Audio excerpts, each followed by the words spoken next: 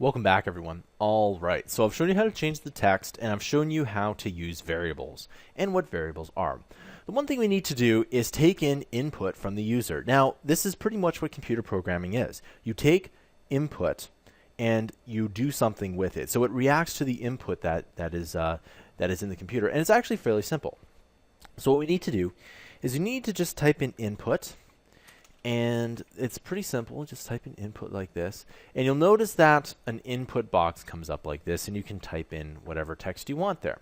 But we do need to type in a couple of the things. We need to type in the word type, and you can put in just text like this. And this way, it will only take in text. So remember how I told you there was integers, strings, and booleans, and all these different kinds of variables.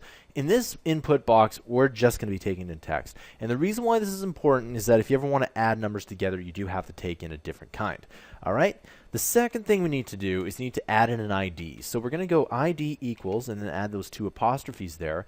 And we'll go change user text. Okay? So we'll just go ahead and we'll do that here. Now, what we need to do is, what will happen is that once we go ahead and put in some text here, we need to find this ID here. Now, I'm just going to go to the JavaScript here. Now, you might be thinking that we could just add in another document.getElementID, etc. But we can't exactly do it like that. Okay? We need to add in another variable here. Okay? And we're going to just add in a var. Okay, and we're going to call this change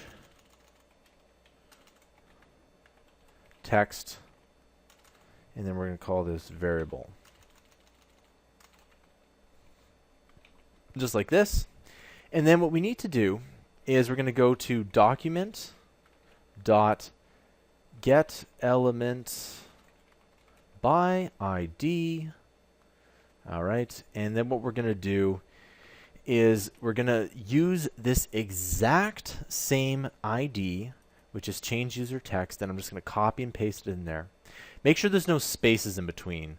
For example, if you see that there's a space in here, you definitely do not want that. Okay, and we'll just go ahead and close that off there. And the only other thing you need to do is type in .value. Okay, so now change text variable is now equal to whatever we put in there. Okay? The only thing we need to do is put in, see where this equal signs is? We need to just type in change text variable. And if you want to copy and paste that, you're more than welcome to.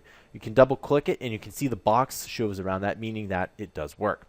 So if we go change the text, it doesn't do anything. But if we do, in this case, let's change it to a name like awesome. And we'll go change the text. It changes it to awesome. And we can go to awesome 5.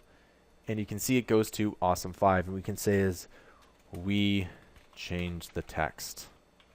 Just like that. And there we go. That's all it is. So what we had to do is we had to set up a variable that took this in here.